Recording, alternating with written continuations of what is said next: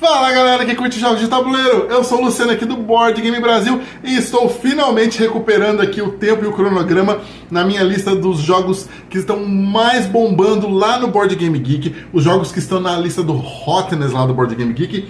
E agora eu vou trazer, gente, a lista aqui de agosto, tá bom? Teve um dia aleatório de agosto que eu fui lá, peguei a lista, anotei os jogos para trazer aqui para vocês, dei uma pesquisada neles para conhecer um pouquinho também, porque tem muito jogo que eu não conheço. E a ideia é trazer e falar um pouquinho sobre esses jogos, que para quem não sabe, a lista do Hotness lá do Board Game Geek são jogos que estão por algum motivo sendo mais procurados, chamando mais atenção, que as pessoas estão procurando mais, estão querendo saber mais, estão clicando mais. Então são jogos que são assim, às vezes é um lançamento, às vezes é um jogo que ainda vai lançar, às vezes é um jogo que foi anunciado, às vezes é um jogo que tem uma expansão nova, ou às vezes simplesmente é um jogo bom que tá bombando e a galera tá curtindo. E vamos aqui conferir a lista de agosto para ver como é que estava, tá, gente? Em 10º lugar, tinha um jogo muito maluco, muito estranho, chamado Neo Dreams. É um jogo que está sendo lançado nesse ano aqui agora. E no Neo Dream, gente, a gente tem uma empresa que chama One Iris Hunt. Na história do jogo, essa empresa ela desenvolveu uma tecnologia que permite com que ela consiga criar sonhos para as pessoas. Então, basicamente, ela consegue criar sonhos variados, do jeito que a pessoa quer. Você consegue customizar os seus sonhos. É uma empresa realmente de criação de sonhos. E cada um de nós, jogadores, nós representamos CEOs dessa empresa de criação de sonhos, onde a gente tem que conseguir elaborar esses sonhos diferentes para a gente poder vender para os nossos clientes. Uma coisa muito louca, muito pirada. Eu achei de cara, o que me chamou a atenção foi a capa do jogo, tá vendo, gente? É uma capa assim, um cara de pijama, com umas coisas meio que criadas ao redor, assim, e aí ele incorpora o espírito do jogo mesmo, que é exatamente a elaboração e a criação de sonhos diversos para você conseguir vender para os seus clientes. Eu gostei, achei interessante, já falei aqui várias vezes, adoro esses jogos com temas muito pirados. Vou ficar de olho para ver o que vai dar esse Neo Dreams quando ele realmente estiver disponível. O próximo aqui na lista, em 9º lugar, é um jogo chamado Rock Hard 1977, que é um jogo que foi lançado esse ano pela Devir, já está por aí rodando pelos Estados Unidos, está chegando agora na feira de Essen na Europa, então logo deve chegar no Brasil também. A Devir ela não demora para trazer o jogo para o Brasil, logo o Rock Hard 1977 deve estar pingando aqui no Brasil também. E no Rock Hard você representa ali um músico que está querendo fazer sucesso, está querendo de alguma maneira ficar conhecido. E ele vai fazer coisas de músico que quer ficar conhecido. Ele vai escrever música, ele vai tocar um showzinho ali, vai juntar uma banda, vai fazer uma turnê. E você ali como jogador meio que vai gerenciando todas as coisas que o seu músico pode fazer em busca da fama. E o jogo determina quem ganhou baseado em quem conseguir mais fama até o final do jogo. Uma premissa super legal, super interessante. É o segundo jogo de banda de música que eu vi lançado esse ano. Talvez seja um tema que esteja chegando um pouco mais forte aí. Tem um outro para chegar, que é o Luthier, né? Tem o que eu falei, tem esse que eu falei do Rock Hard, mas tem também o Draft and Write Records, que é de música, de banda. Talvez a gente esteja saindo da fase de joguinhos de ecossistema de animal, de florestinha, começando a entrar na fase de jogos de música. Vamos ver se isso vai vingar ou não. Em 8º lugar, gente, tem um jogo chamado Dune Imperium Uprising, que é um jogo barra expansão. Ele é uma expansão para o Dune Imperium, mas ele também é um standalone. Se você quiser comprar só o Uprising, você pode escolher se você quer incorporar ele no Dune Imperium normal, se você quer jogar só ele. E de qualquer maneira ele é meio que um aumento ali na próprio jogo do Dune Imperium, que já é um jogo super famoso, um jogo de alocação de trabalhadores com deck building, ambientado no universo do Duna, né? Duna em português, que é o filme, aquele filme, uma sequência de livros e tal. E o Dune Uprising, ele faz umas coisas a mais, assim. Então ele traz uma incorporação de novas cartas e tal, novos líderes que você pode incorporar ali no jogo, no próprio jogo base, que ele já vem junto com. E ele é um jogo de estratégia de militar e política. Então no Dune Imperium você tem que gerenciar esses dois fatores, né? Você tem que gerenciar tanto o confronto com seus oponentes, quanto a questão da negociação ali com seus oponentes. E você vai fazendo tudo isso baseado ali nas cartas. Confesso, não sou o maior sabedor de Duna, não li os livros, não vi o filme, gente. Sou um nerd fake, mas esse é um jogo que eu tenho um pouco de resistência de jogar jogos com IP, mas todo mundo me fala, inclusive vocês já me falaram aqui nos comentários, que o Dune Imperium é um jogo que eu deveria jogar. Então, se alguém quiser me convidar, eu estou aceitando, gente, porque eu não tenho o jogo, mas se alguém quiser me convidar para jogar, eu aceito e jogo felizão o Dune Imperium. E se tiver o Uprising, melhor ainda, porque já joga a expansão, já joga com mais conteúdo. E não é a última vez que eu falo de Dune Imperium hoje, hein? Anotem isso que eu tô falando. Em sétimo lugar, gente, tá um jogo que tá fazendo bastante sucesso esse ano, hein? Parece que ele elevou a barra dos jogos baseados em videogames, que é o Slay the Spire. O jogo foi lançado esse ano e é baseado em um videogame que tem o mesmo nome, que também se chama Slay the Spire. E a ideia do jogo, basicamente, é um jogo cooperativo, onde você está ali lutando com diversos monstros, com diversas criaturas com seus amigos, com o objetivo de chegar no chefão final e você derrotar ele. Você fazer o Slay do Spire, entendeu? Deve ser o nome do monstro, Spire. Você faz o Slay do Spire? Não sei, talvez seja. Mas um jogo que está fazendo bastante sucesso, gente. Todo mundo que jogou falou assim, que ficou uma belíssima adaptação do jogo de videogame, que traz um sentimento muito parecido do jogo. Então, para você que já jogou o videogame do Slay the Spire, pô, fica uma pedida legal aí, hein? Vale a pena testar esse jogo, porque se você já gosta do videogame, estão falando que esse jogo é muito bom. E para você que ainda não jogou nenhum dos dois, escolhe um dos dois, joga e vê se é legal e aí testa o outro também, quem sabe? Eu não joguei o videogame nem o jogo ainda, mas se eu tiver a oportunidade eu vou querer jogar sim. Em sexto lugar, gente, estava um jogo agora que eu acho que vai chegar para abalar, hein? Esse vai chegar para sacudir multidões e já foi anunciado no Brasil pela Galápagos, que é o Lord of the Rings Duel for Middle-earth, que na verdade é o Seven Wonders Duel repaginado, incorporado ali com a aura do Senhor dos Anéis. O Seven Wonders Duel, assim como esse jogo, é um jogo exclusivamente de dois, onde dois jogadores se confrontam num jogo de draft de cartas, onde você vai comprando as cartas, construindo ela, e isso vai habilitando você a fazer mais coisas e tal. As cartas elas têm funções diferentes ali na civilização que você está construindo. E aqui, na questão do Senhor dos Anéis, na verdade ele está dividido em dois grupos, que é a Irmandade do Anel e a galera do Sauron. E aí, um jogador tá com a Irmandade do Anel e o outro jogador tá com a galera do Sauron. E esse jogo, assim como no Seven Wonders Duel, você tem critérios de vitória imediato. Se alguém cumprir com aquilo, a pessoa ganhou. Só que no Seven Wonders Duel, você tem dois critérios de vitória imediato e um até o final do jogo por pontuação. Os autores desse jogo, o Bruno Catala e o... esqueci o nome do outro, mas eu lembro até o final... Eles falaram que eles não queriam fazer um critério de pontuação, assim. O Antônio Bauza, lembrei, Antônio Bauza. Eles não queriam fazer um critério de pontuação, porque eles falaram que não fazia muito sentido no contexto de Senhor dos Anéis. Então o que eles fizeram foi 3 critérios de vitória imediata. Seja conseguiu jogar o anel lá no fogo, ou conseguiu roubar o anel, não sei, tem as questões específicas, mas a verdade é essa, são 3 critérios de vitória imediata. Então ele é um jogo que deve ser muito tenso de jogar, sabe? Porque você fica ali na marcação, e aí você tem que olhar os 3 critérios para ver se o seu adversário está perto de um, está perto do outro, e você tem que impedir ele de ganhar enquanto você tenta evoluir em alguma dessas trilhas. Deve ser super tenso de jogar. E quem tá jogando tá falando que o jogo é maravilhoso, gente, assim. Eu, de novo, eu tenho um pouquinho de preguiça de jogos que ficam colocando IPs famosas mais para chamar a atenção, sabe? Uma coisa muito minha, eu já falei aqui várias vezes, já fui criticado por falar isso, mas realmente é uma coisa que eu sinto, tá? Não é forçado. Então, esse é um jogo, por exemplo, que eu não senti vontade de jogar ele, apesar de tudo, apesar de estar assim, todo mundo tá falando que é legal, apesar de ter essa variação no Seven Wonders Duel, que é um jogo que eu já gosto muito, eu fico um pouquinho com preguiça por ser um jogo de IP assim. Mas, se um dia eu estiver andando na rua, tiver uma mesa montada, e a pessoa falar, joga aqui comigo, aí eu sento e jogo. Primeiro eu vejo se a pessoa é muito estranha, né? Por que a pessoa ia estar sentada na rua querendo jogar com estranhos, né? Se não for muito estranho, eu sento e jogo. Vamos lá, gente. O próximo, em quinto lugar, é um jogo que eu tentei comprar hoje e não achei. Chama Harvest.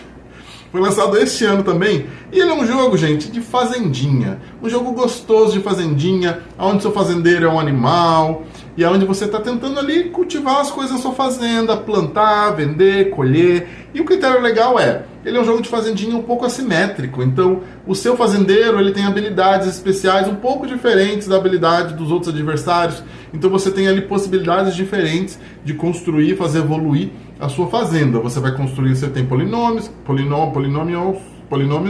que essas pecinhas de vários formatos, que você vai construindo ali as coisas que você vai fazer na sua fazenda, e aí você pode potencializar aquelas construções de acordo com as habilidades do seu fazendeiro. Um jogo que tem cara de ser simples de entender, fácil de jogar e muito gostoso de jogar, sabe?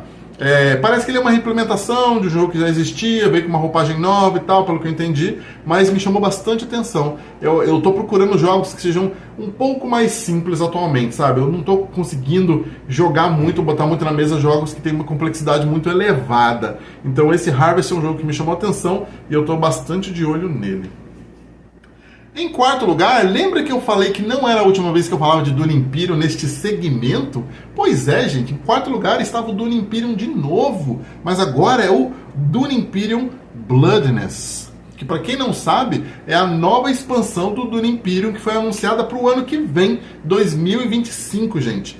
Eu não vi muita coisa nessa expansão ainda, não tinha muita informação, tá? Eu entrei na página do Board Game Geek, tinham poucas fotos, tinha pouco texto. A única coisa que falava é que é uma expansão que vai trazer um pouquinho mais de conteúdo. Então vou ter novas cartas, novas tecnologias, novos líderes, que vai permitir que o jogo tome rumos um pouco diferentes. Mas foi isso tudo que eu consegui ver até o momento, tá? Não sei se na hora da publicação do vídeo já vai ter um pouco mais de informação disponível, mas até o momento não tinha muitas coisas. A única coisa é, se você já ama Dune Imperium, é bom ficar de olho, porque tem uma expansão nova chegando no ano que vem, que promete trazer um pouco mais de conteúdo para aumentar aí a rejogabilidade do jogo.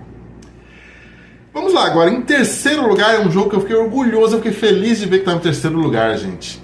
É um jogo que foi lançado em 2020, mas que só agora, em 2024, 4 anos depois, que ele chegou no mercado americano e no mercado europeu. E o pessoal estava louco para jogar esse jogo aqui nos Estados Unidos. Que eu tô nos Estados Unidos agora, gente, para quem não entendeu. Mas o pessoal estava louco para jogar esse jogo, que é o Comic Hunter, gente. Comic Hunter, esse jogo brasileiríssimo, brazuca verde e amarelo, que foi lançado há um bom tempo, virou uma febre nos Estados Unidos, o pessoal estava comprando versão brasileira para conseguir jogar, e eles estavam muito desesperados para conseguir jogar esse jogo, e esse ano a Arcane Wonders pegou, lançou nos Estados Unidos, e agora ele estava aqui, ó, na lista em terceiro lugar dos que mais estavam bombando. Para quem não conhece o Comic Hunters, ele é um jogo onde você é um colecionador de gibis antigos da Marvel. Da Marvel? Da Marvel. Os gibis antigos da Marvel. E você consegue os gibis para sua coleção em locais diferentes, em sebo, em convenção, em livraria, e cada lugar diferente que você consegue o gibi é representado por um estilo de draft diferente. Você vai desde draft tipo Sushi Go, Seven Wonders, onde você pega as cartas e passa, até draft onde as cartas são dispostas na mesa e você compra. Então você tem 4 tipos de draft diferentes, o que foi uma sacada muito legal, porque assim, jogos que tem draft e set collection, né, que draft é você comprar cartas, set collection é você juntar conjuntos de cartas diferentes com algum critério de pontuação. Jogos de draft e set collection, eles tendem por si só a combinar muito, são duas mecânicas que casam legal. Seven Wonders, Sushi Go, são dois jogos que exploram bem essa mecânica e que casa muito legal mesmo. E aí, esse jogo, o Robert Coelho fez 4 tipos de draft diferentes para você montar o seu set collection. Então assim, foi uma sacada genial, um jogo que foi implementado muito bem feito, e aí deu o que deu, gente. Apesar dele ter o IP da Marvel, né, vou aqui morder minha língua, ele é um jogo que foi feito para esse IP. Foi feito para esse IP. É diferente de pegar um jogo que já existe, colar um IP e agora falar que tem um jogo do IP e tal. Esse aqui não, gente. Ele foi feito para ser isso. O tema é isso, sabe? Ele está embutido na temática do jogo. Então, aí eu respeito. Aí eu gosto, tanto é que eu tenho Comic Hunters. Tô sendo hipócrita? Não tô sendo hipócrita, talvez eu esteja sendo hipócrita, gente. Conta nos comentários se eu tô sendo hipócrita. Mas o Comic Hunters é um jogo que eu valorizo, que eu tenho na minha coleção e que eu recomendo todo mundo a testar para jogar, para ver se gosta também. Agora vamos lá. Em segundo lugar, está um jogo que inclusive eu vi na loja hoje, gente. Eu fiquei bastante curioso nele. Que é um jogo novo da série Undaunted, mas agora eles estão partindo para umas coisas diferentes com o mecanismo, com a mecânica ali do Undaunted. E esse é o Undaunted 2020 Callisto, que basicamente ele considera que nós, seres humanos, conseguimos chegar na lua Callisto, que é uma lua joviana, que é uma lua lá de Júpiter. Só que o que aconteceu? Os seres humanos chegaram, foram construindo recurso, quero fazer uma mineração, essa mina é minha, não, essa mina é minha, sai pra lá com essa mina é minha. O que aconteceu? Guerra. O ser humano faz o quê? Vai para outro país, vai para outro planeta, vai para outra lua para fazer guerra. E aí no Undaunted 2020 Callisto, ele está simulando uma guerra entre dois jogadores na lua de Júpiter. Então é uma guerra toda futurista, sci-fi, toda diferenciada com naves espaciais, só que dentro da mecânica ali do Undaunted, que no Brasil chama Destemidos, tá, gente? Tem vários jogos da linha do Destemidos, que é publicado pela Meeple BR, se eu não me engano. E aí esse Undaunted, na verdade, ele é o Destemidos, só que ambientado num negócio sci-fi futurista espacial. Muito pirado, muito louco. E é legal eles expandirem e explorarem coisas diferentes para a série do Destemidos. Porque até então eles faziam reprodução de batalhas históricas famosas. Agora eles estão abrindo o leque para coisas imaginárias que não aconteceram ainda. E vamos lá, gente. Qual é o primeiríssimo lugar que estava aqui em agosto? É o Arx, que é a terceira vez que ele aparece nessa lista já, gente. O Arx está chamando muita atenção e acho difícil não chamar atenção, né? Porque ele é publicado pela Leather Games, que é a mesma editora do Root, é desenvolvido pela mesma galera que desenvolveu o Root, tem a arte do meu pessoal que desenhou o Root. Então, ele puxou tudo do Root e fez um jogo que é completamente diferente do Root. Porque no Arx, que é um jogo baseado também no ambiente espacial ali, você tem facções diferentes que estão competindo ali naquele tabuleiro espacial. E é um jogo que é meio de Forex, né? Um jogo que você está explorando, que você está tretando com seus amigos, que você está expandindo o mapa à medida que você vai explorando. Só que ele é um Forex onde você vai fazendo as ações que você quer baseados num jogo de vaza ali. Você vai jogando uma vaza com seus adversários e as cartas que você vai jogando na vaza vão determinar as ações e a força das ações que você pode fazer no tabuleiro central, onde você tem essas questões que você pode fazer de expandir o tabuleiro, de explorar os recursos, ou mesmo de brigar com seus amiguinhos, assim. Então, para quem gosta de jogo espacial, para quem gosta de jogo Forex, para quem gosta de jogo de vaza, você agrada a todos os públicos gregos troianos aqui, gente, com esse jogo que tem várias mecânicas diferentes, embutidas, incorporadas, num jogo que, assim, está sendo muito bem falado. Está sendo muito bem, está com reviews muito legais. Então, já foi anunciado no Brasil também. Foi anunciado pela Meeple. Acho que é pela Meeple.